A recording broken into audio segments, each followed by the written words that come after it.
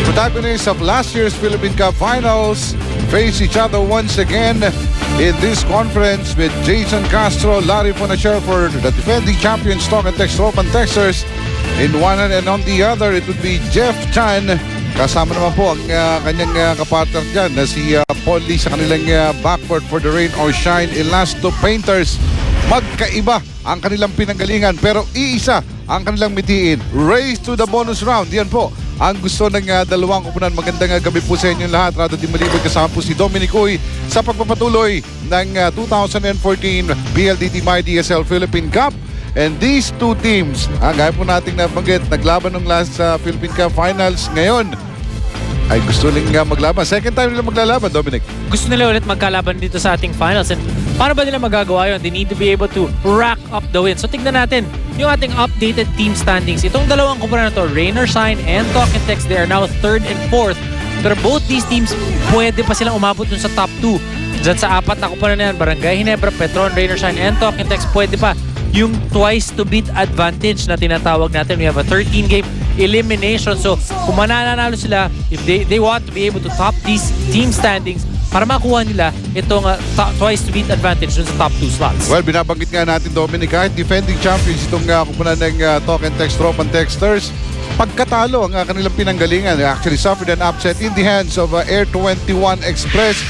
Sinasabi nga, Louie, tropang kapusyata itong tropang Texters. Kinapos talaga itong Talk and Text that game. But Asita Olava played so well for Air 21. Kinakailangan talaga nila yung panalong yon. But that could hurt itong top 2 aspiration ng Talk and Text. So the best way to be able to bounce back is get a win tonight against Rain or Shine. While they're currently 7 and 4, they only have 3 games remaining. Kasama po itong laro na ito, and coming from a loss, they need a much needed victory. On the other hand, kung galing sa pagkatalo ang kupunan ng Talk and Text, pinakamainit na kupunan naman po ang Rain or Shine dito sa PBA ngayon with 4 straight victories at mukhang hindi sila mapipigilan. Hindi mapigilan itong Rain or Shine Elasto Painters. 4 straight wins. Yung unang panalo yon overtime against Petron. Then yung pangalawa, Baracabo, then San Mig Coffee, and then Global Port. The scary thing about Rain or Shine, parang nagpipick sila at the right time. Ang ganda ng kanilang ikot ng bola. All of them are so aggressive. Kahit sino ipasok ni Coach Yengeo, talagang nagpapakita. If you look at their statistics, iilan lang sa manlalaro nila. And their number 1 guy, Jeff Chan, or sabihin natin top 2, Jeff Chan and Paul Lee are only averaging 25 minutes a ball game. Well, alam mo, starting 2 years ago, itong Rain or Shine has established itself as a team na laging contender in all conference, may import man o wala. At kahit may mga veterano, kahit may mga rookies. And in their last victory, rookie ang kanilang pinanggalingan ng lakas. Nasa attack mode. Itong si Alex Nuiles, gaya ng pinabanggit natin, kahit rookie ito, parang veterano ng sumabak. Isang karakteristik ng mga manlalaro ng Rain or Shine is laging handa. Laging handa ang kanilang mga rookies. Laging handa ang kanilang mga veterano. They want to be aggressive, and that's what Alex Nuiles did in that previous game. Napakaganda na pinakita niya, 16 points and 2 steals. At alam niya na yung style ni Coach Yengeo. Kahit na ilang laro pa lang siya dito kay Coach Yeng, alam niya that he has to be aggressive. He has to be ready to play whenever Coach Yeng calls upon him. On the other hand, pagdating naman sa mga veterano, hindi nakukulang ang dalawang kupunan na ito pagdating sa kanilang backward at magandang kombinasyon ito. The Castro boy, Jason Castro, makakalaban. The lethal weapon, si Paul Lee. 2-point guards who can actually dictate the tempo para sa kanilang mga kupunan at sila ang magtatapatan tonight. Built very differently itong si Paul Lee and Jason Castro, pero pareho ang binibigay nila sa kanilang kupunan. They bring that leadership. They bring that aggressiveness. What a lethal showdown what we have in today's ball game. Jason Castro, the blur, napakaganda ng pinakita niya. All conference long, really one of our league leaders. But Paul Lee also, you know, he suffered a number of injuries itong si Paul Lee, pero ang ganda din ng pinapakita niya ngayon. Itong si Coach Yengeo has been showing that confidence in Paul Lee that when they want to close out basketball games, pinupuntahan nila si Paul Lee. Well, alam mo, Dominic, hindi lamang sa point guard position na magkakabanggaan, maganda rin ang tapatan sa kanilang mga shooters. Imagine niyo po, Jeff Chan sa kupunan ng Rain or Shine and Larry Fonacier para sa kupunan naman ng Talk and Text. Both lethal sa kanilang mga shooting at sila ang magtatapat tonight. A few months ago, magkakampi sila dun sa Gilas, Pilipinas. Oh. Ngayon, magkalaban sila at magpapakitang gilas sila against each other for their respective teams. Itong si Jeff Chan averaging 14.1 points, 47% from the 3-point era. Napakaganda ng kanyang shooting this conference. Larry Fonacier on the other hand, 13.3 points per ball game. Only 28% from the 3-point era. Pero ang kaganda dito kay Larry, gumaganda na yung kanyang 3-point shooting. But at the same time, kahit nung hindi maganda masyado yung shooting ni Larry Fonacier, he has been attacking the basket, been getting to the free throw line, and still getting his points. Well, alam mo, partner, itong ating dalawang kupunan na ito, talagang match-up na match-up. At kahit naman lahat ng mga kupunan dito, nung huling laban nila, actually this is the second meeting between Talk and Text and Rain or Shine. Nung unang laban nila, tikitan po ang laban. Actually, tumambak na doon ng Talk and Text. Pero hinabol sila ron ng Rain or Shine. Well, nung unang laban na yun, simula pa lang maganda ang pinakita nitong Talk and Text, but never count out Rain or Shine. And later on, nagbumalik itong Talk and Text. The biggest problem that they had, itong si Rani Del de Ocampo, he had 20 points in that ball game. And for sure, this game, he probably won't be as open as nung nangyari nung previous ball game because he had 4 3-point shots in that ball game. At siya talaga yung big difference na pinakita ng Talk and Text against Rain or Shine in that first meeting. Has always been the thorn dito sa kupunan ng Rain or Shine, itong si Ranidel de Ocampo, because we remember during the Philippine Cup Finals where they were swept by Talk and Text, it was Ranidel who was the best player of the finals. Napakaganda ng lalaro ito si Ranidel de Ocampo. Papunta dun sa Gilas.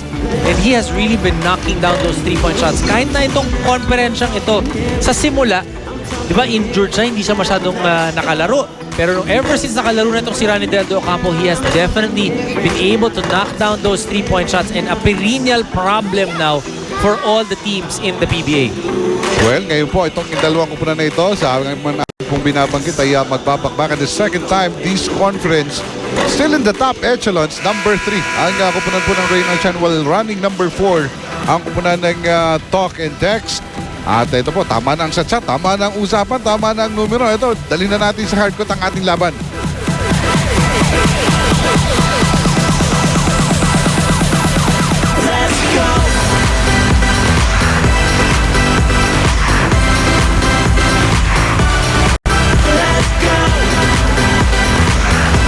Good afternoon, PBA fans. This is the 2014 PLDT MyDSL PBA Philippine Cup here at the Mall of Asia Arena in our second game.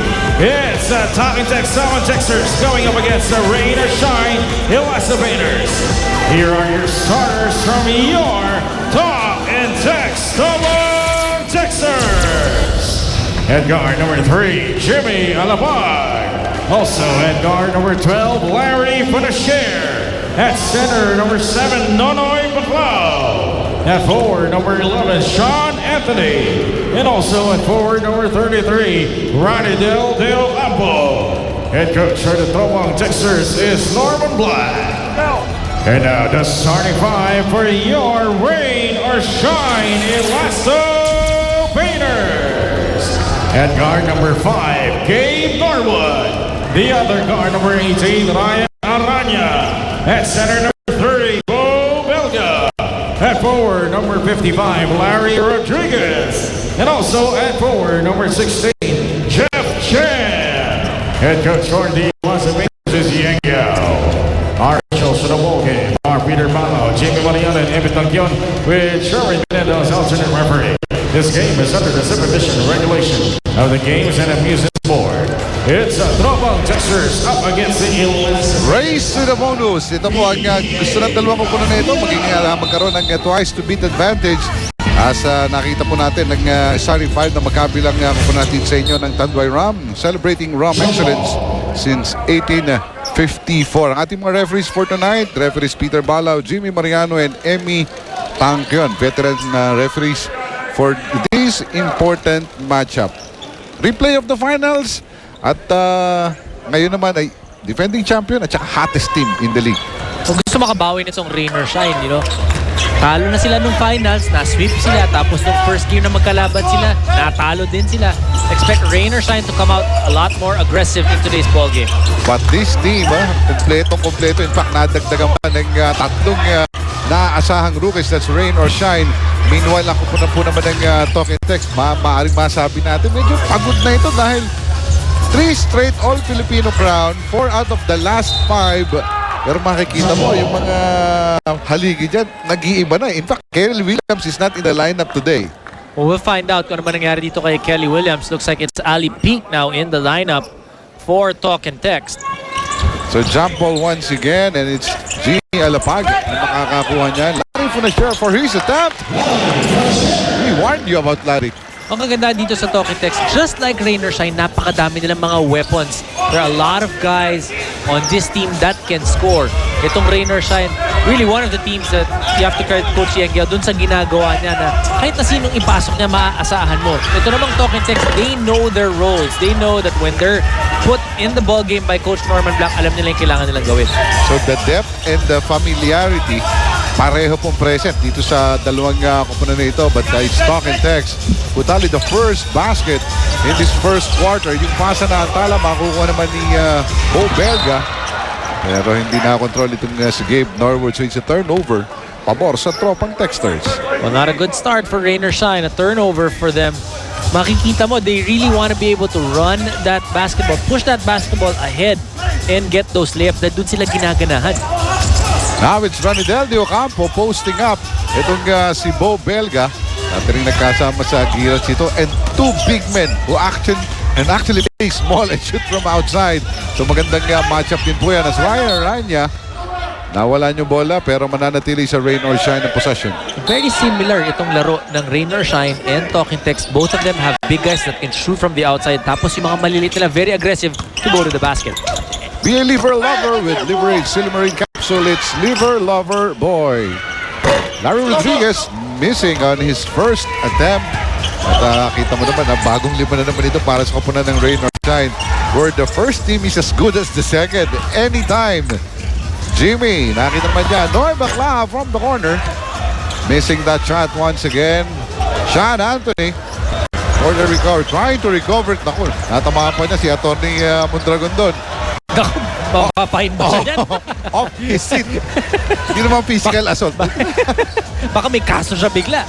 Meanwhile, it's Sean Anthony. That's makikita ni Jimmy Alapag short on that attempt. Nananatiling 2-0 po ang ating score. Luckily for Talking Text, hindi pa nakakabutas itong Rain or Shine. Larry ilalapit this time. Naitablan laban. Being very aggressive itong si Larry Rodriguez. One of those players na kapag tinignan mo itong Rain or Shine lineup, one of the ones na kumbaga may mga hatian ng minuto. The guys with a lot more minutes, parang 3 or 4 years kapag titignan mo yung mga minuto nila. Yung Larry Rodriguez maybe the 3rd or the 4th year not getting as many minutes, pero aggressiveness is the same amongst everyone on Rain or Shine. At alam ng Rain or Shine ang kahalagahan ni Larry Rodriguez sa kanilang lineup. Bagong pirma yan for a 3-year contract for Rain or Shine. At ito naman, nagpapakita dito while Ryan Aranya had his own contribution with another 2. Nasa driver's seat na ngayon ng Rain or Shine ni Lance Painter. Kasi yung pasa, hindi nakaintindihan si Ranidel at Larry Funacheur. It's a turnover. Ngayon naman, paborian sa Rain or Shine. At yung toughness na pinapakita ni Larry Rodriguez, really just the epitome of what Rain or Shine is supposed to be. This PLDT Home DSL PBA Philippine Cup is presented by Reliable Family Size Connection of PLDT Home DSL, the #1 home broadband. Larry Funacheur. Uy, nakita masuwag. Uy, nasa pa naman doon ni Gabe Norwood. Great anticipation. And the athletic move by Gabe Norwood. Well, the good thing about Gabe Norwood is he's really shown yung kanyang defense ever since that Gilas program. Yung aggressiveness niya sa depensa talagang nadagdagan. Parang halos Mark Pingris na rin yung aggressiveness niya pagdating dun sa pagsupalpal ng mga tira ngayon. Kira, nakibang Gilas Pilipinas yung mga kababayan natin sa Asia naramdaman yung depensa. Oo, siya talaga siya yung dumidepensa usually dun sa pinakamagaling na kaposisyon niya. O paminsan kahit di niya kaposisyon. Meanwhile, nakupkup sa ilalim, but Sean Anthony receiving that pass from Noy Baclao. Pasok yun, may bonus free throw pa. Matapos na mabigay yung foul. Laban naman dito kay Bo Belga. Pareho po na, not shooting too well. 2 out of 8 itong Rain or Shine. Ito namang Talking Text, 2 out of 9. But when you have Rain or Shine and Talk and Text, parang yung jab-jab muna yan. Mag-ala ka ba? Mamaya. Hintay-hintay Mamaya mo yan. lang. Tsaka antayin mo lang na makakuha sila ng rebound, makakuha ng opportunity na makatakbo and get those fast breaks going. And itong dalawang komponent to, hindi sila shy na tumira ng 3 points on the fast break. Tama-tama ka dyan because if you scan the lineups of both teams, yung kumpiyansa ng kanilang mga coaches dito, ganon-ganon na lamang sapagkat subok na ang kanilang offensive capabilities. Long shot, minutes for Ryan Orania and rebound goes to Baclao. Nonoy Baclao looks like he's found a home here in Talking Text. Mukhang tamang-tama na yung paggamit sa kanya. Pamilyar si Coach Norman Black dun sa paggamit niya, putting him in very comfortable positions. One thing that Noy Baclao needs to watch out for or work on rather, yung kanyang fouls. Oo, talagang gusto niya sumapal ka lagi. Kaya naman may tendency siyang mag-follow at makakuha ng maraming foul. Pero that time, it will be Sean Anthony na makikita ng ating mga referees na tumaga dito kay Larry Rodriguez.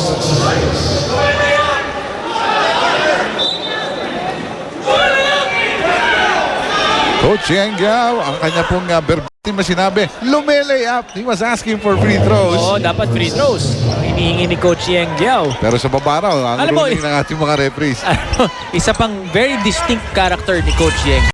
He will always be heard. And heard clearly. Magaling din tumahimik si Coach Yang eh. Kailangan tahimik. Pero, in-emphasize siya naman, lumelay up. Wala naman siyang sinabi. Kaya naman na-warningan lang siya. Yung pagkasabi daw ng lugar. Kita mo, harmless na salita. Yung pagkasabi, mawawarningan mo talaga. Meanwhile, nananitili po ang bola sa kupunan ng Rain or Shine. The white shirt, si Kim Norwood, short yung kanyang jumper. Nandun agad si Sean Anthony sa kanilang niya defensive rebound. 5-4 pa lamang ang ating tala. Dito sa ating first quarter, nakakalawang pa itong talk and text. Hindi pa matravel doon si Sean Anthony. But Noy Baclao, strong move to the basket. Wala na magagawa doon si Bo Belga who gets his second in this quarter.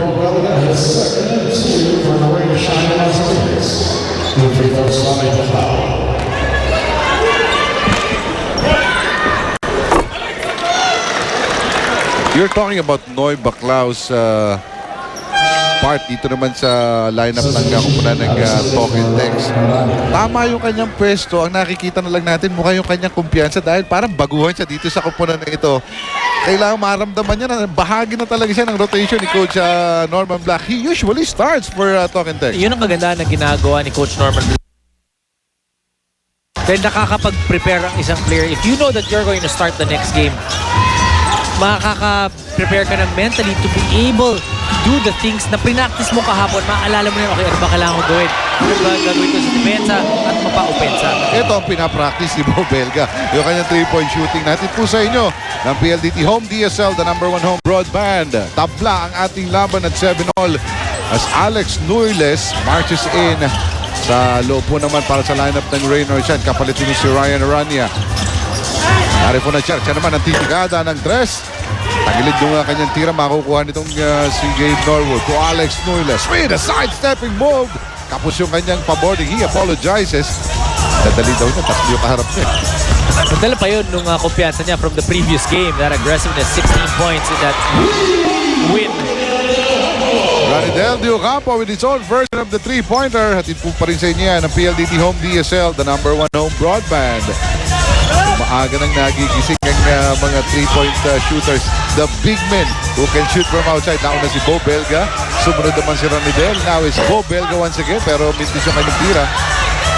Sa tapikan, makukuha nito si Gabe Norwood. To Larry Rodriguez. Sikip sa loob. Ilalabas muli. Bo Belga with the attack. Layup niya. Pumasok. Bo Belga with his 5th point of the quarter. Pero isa pa rin ang kalamangan sa kanilang talk and text as Jimmy Lepag scans the floor. Babalik sa kanya ni Sean Anthony to reset with 10 seconds remaining in their shot clock. Ranidel, same spot, same result! The beauty of Ranidel Diocampo, yung kanyang lift, yung kanyang extension, just knocking down another 3-point shot. At saka yung kanyang gel. Parang naka-gel ngayon ito si Ranidel Diocampo at yung kanyang 3-point shot. At pa rin sa inyo ng PLDT Home DSL, the #1 home broadband. Prado Talk and Text is the team that leads the league in 3-point field goal shooting percentage. Sila pinakamataas. At sila din yung team na pinakamadaming attempts sa 3-point area. Eh, hindi magpapahuli dyan ng kupunan ng Rain or Shine. Alex Nuiles inside the rainbow naman ng kanyang tira. 2-pointer lamang pero may agaw ito si Jeff Chan. Kakaripas, Rain or Shine. Alex Nuiles, back-to-back hits for the rookie. What Rain or Shine is doing now is they're trying to run that fast break, trying to get those layups, really trying to tire out itong Talking Text early. At yun yung binabanggit natin kung nung early minutes, medyo tahitahimik. Eto, sunod-sunod na mga baskets including back-to-back triples coming from Ranidel Diocampo. Hatid pa rin po sa inyo ng PLDT Home DSL, the #1 home broadband. Makikita mo na, hindi natutuwa ang coaching staff ng Rain or Shine dahil 3 na ang 3 points itong si Ranidel de Ocampo. That's one of the things that they remember from the previous game. Ano ba nangyari? Nakashoot ng 3 points itong si Ranidel. And just a while back, we were talking Ranidel is the man to guard. Para sa kupunan ng Rain or Shine, and he's delivering early. Laman po ang talk and text ng 16-13. Coach Yang Yang will call timeout.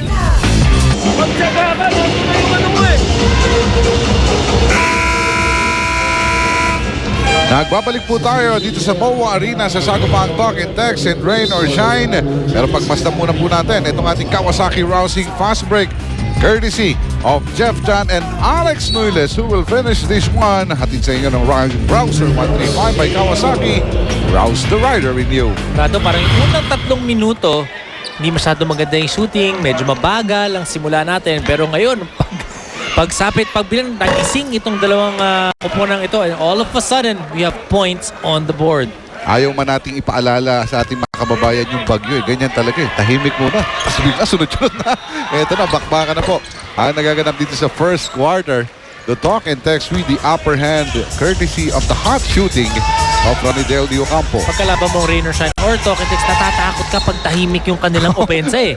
May mangyayari, mangyayari. Meron eh. Inaasahan mo talaga bombang sasabog yan. Players pa lang yan. Eh, pag pinag-usapan mo pa yung mga coaches, yung Coach Norman Black and Coach Yeng, dating nagkasama pa itong dalawang ito eh. Pero ito ngayon, magkalaban at both champion coaches.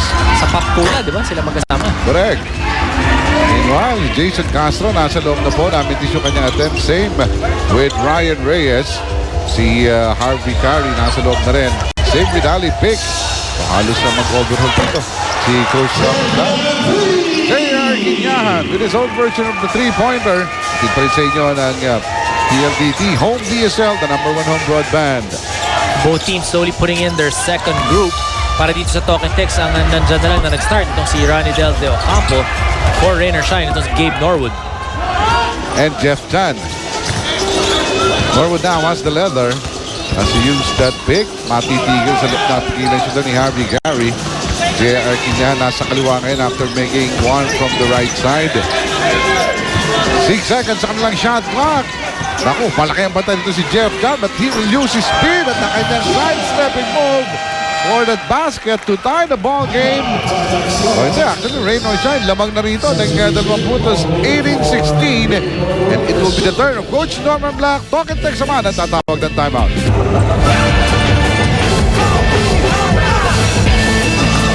Nagpapatuloy po ang bakbakang talk and text and Rain or Shine. First quarter pa lamang pero sa tapungal na action ang ating nakikita dito. It's Ali Pick na na binanggit na po namin to ni Dominic. Siya ngayon maglalaro in place of Kelly Williams who has a bruised heel. So reactivated. Actually, madami dyan sa, kahit na hindi naka-line up sa Talk and Text, are actually ready to play. Even itong si Rob Reyes. But yun nga, may rule sa PBA na lilima lang ang pwede mong ilagay sa lineup na Phil Am. And that's why hindi pwede sila magsabay-sabay. So that's why, kahit si Ali Pick, healthy nga yan, and he has to be relegated. With the coming of Danny Siegel sa kanilang lineup, ngayon naman may pagkakataon siya nga ilagay sa lineup. Actually, in the hard court right now for the injured Kelly Williams. Pagkakataon nga ipasok din ni Coach Yeng Yao, kanyang mga bagong players dito sa kanyang lineup. That's Paul Lee, Chris Chu, and Jerby Cruz. Ngayon ay nasa loob. Bintis pa rin ng free throw. Ito si Ali Pick. Hindi pa nagalaw ang ating score. Lamang pa rin ang talk and text. Unti-unti ito ni J.R. Quinyahan. Dinangkal. Itong si Danny Siegel was forced to give up that foul. J.R. Quinyahan, he's deceptively quick. Eh, kala mo naman hindi masyadong mabilis pero maganda ang kanyang footwork and he has a lot of little pump fakes kaya nahihirapan din yung mga dumidepensa sa kanya. And you talk about deception, yung kanyang mga tato, makaka-deceive yan sapagkat napakabait na player nitong si J.R. Quinyahan. Of course, outside the court ay soft-spoken, very approachable. Paborito rin ng mga fans itong si J.R. Quinyahan. Ayun, naipasok pa yung kanyang isang free throw. So it's 19-16. Meanwhile, nakawala doon si Danny Siegel for that easy lay-in. Well, Danny Siegel really brings a different dimension to Togetex. Usually, mga nakakapunta sa basket for Togetex are the small guys. But with Danny Siegel there, he creates a lot of mismatch problems. Something that Danny Siegel has done all throughout his PBA career. Meanwhile, Paul Lee hangs in the air but was fouled. It's straight to the basket by Ali Pick. Ryan Reyes rather ang matatawagan. Magandang matchup din ito. Yung depensa nito nga si Ryan Reyes over the offensively minded na si Paul Lee. Magandang magkatapatan yan. One a defensive stopper, the other one naman super aggressive pagdating sa opensa. Paul Lee also having a stellar conference leader. One of the leaders for Rain or Shine. Meanwhile, ito po ang angas ng tundo. Nakapasok mula sa free throw to extend their lead. Wala yung tira ni Danny Siegel. Kakaripas muli ang mga Lasso Painters. It's Paul Lee once again on the ball. Alex Nueles, pass from Trey. Masok po yan at ang 3-point shot na yan natin sa inyo ng PLDT Home DSL, the #1 home broadband. 7 puntos na itong si Alex Nueles. Still hot from that previous game. After a big game, you will really be oozing with confidence. Gaya po na pinapakita nito nga si Alex Nueles. Only a rookie pero he had to admit talagang fit na fit yung laro niya dito sa PBA, especially for his team. With his aggressiveness, his athletic ability, at yung physicality nitong nga si Alex. Tapos mapapansin mo din yung kumpiyansa na binibigay sa kanya ni Coach Yengyao. Siya yung unang-unang binunot from the bench dito sa larong ito. Napananatili siya dito sa first quarter action with 34 seconds remaining. Jer Quinyahan muling lalapit. Napalakas nga lang yung kanyang tutukang tira makukuha ni Ali Pick ang rebound. Tumatakbo. Togetex. Harvey Gary stops and pops. Mendez. Makukuha pa ni Alex Nueles. Alex Nueles nakipagsabayan dito kay Harvey Gary. 7 points, 2 rebounds now for Nueles. 10 seconds remaining in the quarter. 6 na puntos na para sa Rain or Shine ang kalaman. This is their biggest lead of the game. Paul Lee stops and pops. Short ang kanyang 3-pointer. At hindi na po titira itong mga taga-Togetex. As time expires in the first quarter. Lamang ako muna ng Rain or Shine, but in the first quarter, ang mga nagbida po dyan, Randy Del Diocampo had these 3-pointers, tapos sunod-sunod dyan. But Bo Belga actually started the shooting from outside with his own version. Randy Del babawi dyan, but Alex Nueles, yung kanyang aggressiveness for Togetex, sustained the lead for the Elasto Painters, ending this quarter with a 6-point lead, 24-18. Time pong bumalik, bakbakang second quarter naman.